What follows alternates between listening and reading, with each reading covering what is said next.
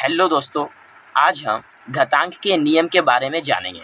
तो चलिए वीडियो को स्टार्ट करते हैं। तो पहला नियम है ए के पावर m गुने ए के पावर n बराबर ए के पावर m प्लस का n। ठीक है, तो यानी कि आधार मिलने पर पावर जुट जाता है। तो चलिए इसको हम एग्जाम्पल से समझते हैं। जैसे कि मान के चलिए हम ले लिए यहाँ पे 2 के पावर 3 गुने 2 के पावर 4। तो यहाँ देखिए इसमें भी 2 है और इसमें भी 2, यानी कि आधार मिल रहा है। तो इसी फॉर्मूला पे हम इसको बना सकते हैं, बराबर में लिख सकते हैं 2 के पावर 3 प्लस का क्या 4 बराबर क्या हो जाएगा 2 के पावर 3 4 7। ये हो गया इसका आंसर।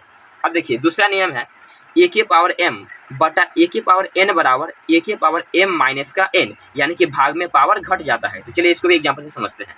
इसे मान के चलिए 3 के पावर 4 बटा में 3 के पावर 2 है। ठीक है, तो इसको हम क्या लिख सकते हैं, इसको हम लिख सकते हैं 3 के पावर 4 माइनस का 2 बराबर क्या हो जाएगा 3 के पावर 4 में से 2 गया 2।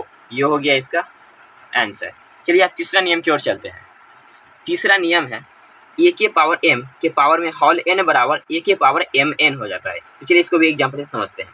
इसे मान के चलिए 2 के पावर 3 के पावर 5 है। तो इसको हम लिख सकते हैं 2 के पावर 3 गुने 5, यानी क्या हो जाता है इस दोनों में आपस में गुना हो जाता है। तो 2 के पावर 3 गुने 5 बराबर 2 के पावर 3 5 15। ये हो गया इसका आंसर। चलिए अगला है चौथा ए के पावर n गुने बी के पावर n बराबर ए बी के पावर में होल n हो जाता है। ठीक है, जैसे कि मान के यहाँ पे हम ले लेते हैं 2 के पावर 2 गुने 3 के पावर 2। इसको हम लिख सकते हैं 2 गुने 3 के पावर में क्या 2 बराबर 2 तिया 6 6 के पावर में 2। ये हो गया इसका आंसर। ठीक है, चलिए अगला पांचवा नियम है ए के पावर n बटा बी के पावर n बराबर ए बटा बी के पावर में होल n। तो चलिए इसको भी समझते हैं। जिससे मान के चलिए 3 के पावर 2 बटा में है 4 के पावर में 2। तो हम इसको लिख सकते हैं 3 बटा 4 की पूरा के पावर में क्या 2 लिख सकते हैं इस तरह से। छठा है ए के पावर 0 बराबर क्या है 1, यानी कि किसी भी संख्या के पावर 0 है तो उसका मान 1 होता है। जैसे कि मान के चलिए 2 के पावर 0, इसका मान क्या हो जाएगा 1 हो जाएगा। और दूसरा एग्जांपल ले लेते हैं 3 के पावर 0 बराबर क्या हो जाएगा 1 हो जाएगा। ठीक है, चलिए अगला सातवां है ए के पावर माइनस n बराबर है 1 बटा ए के पावर में n, यानी कि अगर पावर में ऊपर में अगर माइनस में रहता है तो नीचे ये क्या होता है प्लस हो। जैसे कि मान के चलिए 4 के पावर माइनस 3 है, तो इसको हम लिख सकते हैं 1 बटा 4 के पावर में क्या 3। ठीक है, चलिए अगला आठवां नियम है ए के पावर n बराबर 1 बटा ए के पावर माइनस n, यानी कि अगर ऊपर में प्लस है तो नीचे आके क्या होता है माइनस हो जाता है पावर। जैसे कि यहाँ पे समझिए 2 के पावर में 3 है ऊपर में। ठीक है, इसको हम लिख सकते हैं 1 बटा 2 के पावर क्या -3, इस तरह से लिख सकते हैं। ठीक है, अगला है नौवां। देखिए -1 के पावर सम संख्या। अब जानिए कि सम संख्या होता क्या है, जिस संख्या के इकाई के स्थान पर 0, 2, 4, 6, 8 रहता है उसे हम सम संख्या कहते हैं।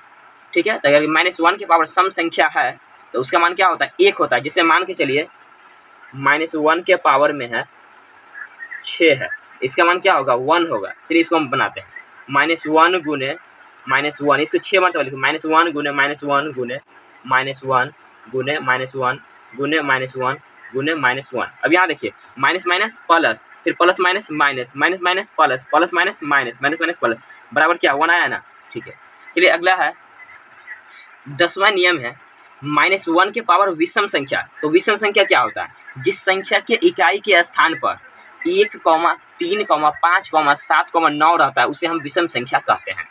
अगर -1 के पावर विषम संख्या रहेगा तो उसका आंसर क्या होगा -1 आएगा। जैसे कि मान के चलिए -1 के पावर में क्या है 3 है, तो 3 क्या विषम संख्या है, तो इसको हम सॉल्व करेंगे तो क्या आएगा -1 गुने -1 गुने माइनस का 1। अभी देखिए यहाँ पे माइनस माइनस प्लस और फिर प्लस माइनस माइनस बराबर क्या आया -1। दोस्तों आज के लिए बस इतना है, मिलते हैं नेक्स्ट वीडियो में, तब तक के लिए धन्यवाद।